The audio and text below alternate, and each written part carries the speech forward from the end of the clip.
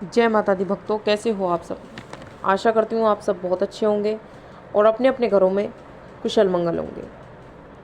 तो भक्तों, आज के इस वीडियो में मैं आपको बताने वाली हूँ कि निरंतर मंत्र जाप करने से, चाहे आप कोई से भी मंत्र का जाप कर रहे हो, अगर उसमें किसी भी मंत्र का हम निरंतर जाप करते हैं तो आपके शरीर के इन 5 अंगों में हलचल होनी शुरू हो जाती है, जो मैं आपको इस वीडियो के माध्यम से पूरी जानकारी के साथ बताने वाली हूँ।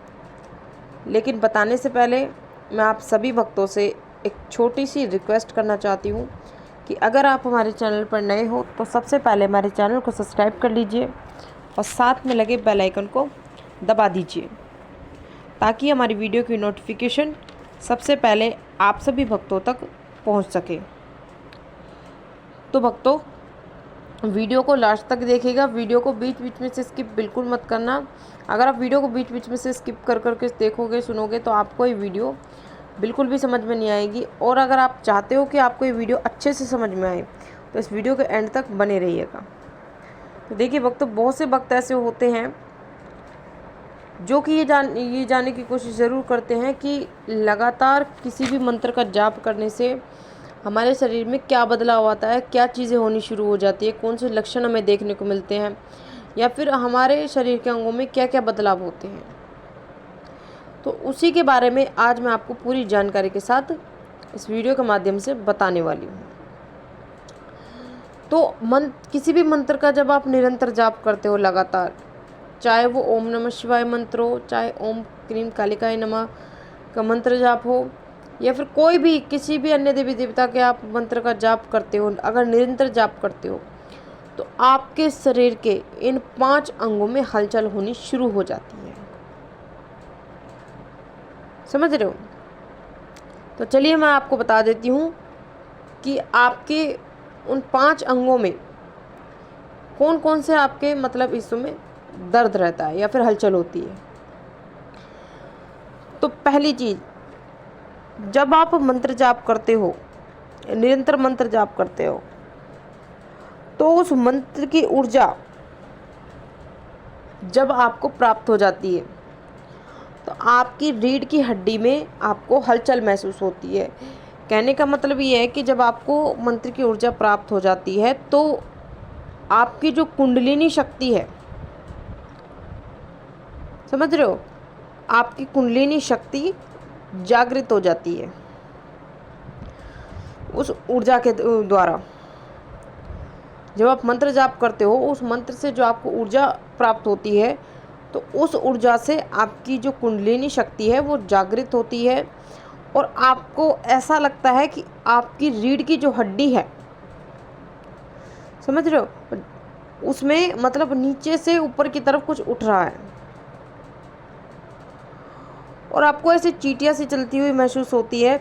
और जब मंत्र की ऊर्जा से आपकी कुंडलिनी शक्ति जागृत हो जाती है तो आपको मतलब आपकी रीढ़ की हड्डी से जैसे ही आपको ऐसा महसूस होता है कि आपकी रीढ़ की हड्डी में से नीचे की तरफ नीचे से ऊपर की तरफ कुछ उठ रहा है, आपको एक गर्माहट सी महसूस होती है, गरम गरम सा महसूस होता है आपकी रीढ़ की हड्डी में, और आपको ऐसा लगता है जैसे चींटियाँ नीचे से ऊपर की तरफ चल रही हैं। समझ रहे हो? तो इस तरीके की हलचल आपके रीढ़ की हड्डी में आपको महसूस होती है। और ये कब होगी? जब आप किसी भी मंत्र का निरंतर जाप करोगे तो आपके साथ ऐसा ज़रूर होगा। समझ रहे हो? दूसरी चीज, जब किसी मंत्र का निरंतर जाप आप करते हो, जैसे आप मंत्र जाप कर रहे हो पूजा पाठ करते समय, तो उस समय आपके माथे पर एक खिंचाव महसूस होता है।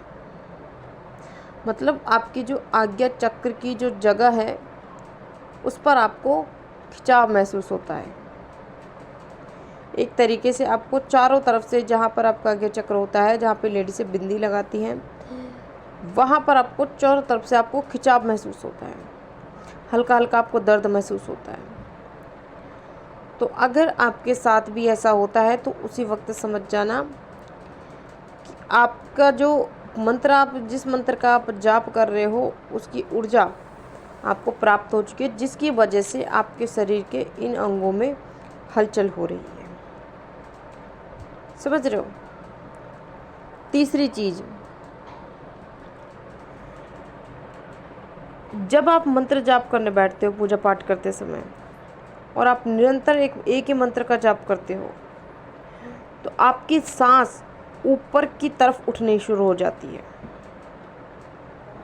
आपको ऐसा लगता है कि आपके शरीर में कोई ऊर्जा नीचे से ऊपर की तरफ उठ रही है। समझ रहे हो? तो आपके साथ ये चीज़ ज़रूर होगी जब आप किसी भी मंत्र का निरंतर जाप करोगे तो आपके शरीर में ये हलचल ज़रूर होगी। समझ रहे हो? और ऐसा क्यों होता है? ऐसा इसलिए होता है क्योंकि जब आप किसी भी मंत्र का निरंतर जाप करते हो, जो ऊर्जा, उस मंत्र की जो ऊर्जा होती है, जब वो ऊर्जा आपको प्राप्त होती है तब आपके साथ ये चीज़ ज़रूर होती है। चौथी चीज़, जब आप मंत्र जाप करते हो या फिर किसी भी मंत्र का निरंतर जाप करते हो तो मंत्र जाप करते समय आपकी आंखें जब बंद रहती हैं तो आपको आपकी आज्ञा चक्र पर कुछ कुछ आकृतियां आपको दिखनी शुरू हो जाती है। आप जैसे आंखें बंद करते हो तो जैसे ही आप मंत्र जाप करते हो तो आपको कुछ कुछ आकृतियां आपको दिखनी शुरू हो जाती है। और वो आकृतियां आपको क्लियर नहीं दिखेंगी, आपको कुछ धुंधली धुंधली सी आकृतियां आपको दिखेंगी। कुछ आपको समझ में आएंगी, कुछ आपको नहीं आएंगी, लेकिन आपको क्लियरली नहीं दिखेंगी। समझ रहे हो? तो ये आपके साथ तभी होता है जब आप किसी मंत्र का निरंतर जाप करते हो। पांचवी चीज, जब आप किसी मंत्र का निरंतर जाप करते हो और जाप करते करते आपको काफ़ी समय हो जाता है तो आपके जो पैर हैं, जब आप मंत्र जाप करने बैठते हो तो आपके पैर जो है वो एकदम से सुन्न हो जाते हैं। समझ रहे हो? आपको ऐसा महसूस होता है जैसे कि आप हवा में उड़ रहे हो, आपको अपना भार महसूस ही नहीं होता बिल्कुल भी। समझ रहे हो? बिल्कुल हल्कापन आपको महसूस होता है। आपको ऐसा महसूस होता है जैसे आप ज़मीन पर हो ही नहीं। हालांकि आप बैठे हो ज़मीन पर, लेकिन जब आपके पैर बिल्कुल सुन्न हो जाते हैं तो आपको बिल्कुल भी अपना भार महसूस नहीं होता। तो ये क्यों होता है? ये तभी होता है जब आप किसी मंत्र का निरंतर जाप करते हो तो आपके साथ ये चीज़ें ज़रूर होती हैं। तो जो भी भक्त किसी भी मंत्र का निरंतर जाप करते हैं तो उनके साथ इनमें से 2 या 3 चीज़ें ज़रूर होती हैं, या फिर पूरी 5 की 5 भी हो सकती हैं। तो ये चीज़ें आपके साथ ज़रूर होती है जब आप किसी मंत्र का निरंतर जाप करते हो। समझ रहे हो?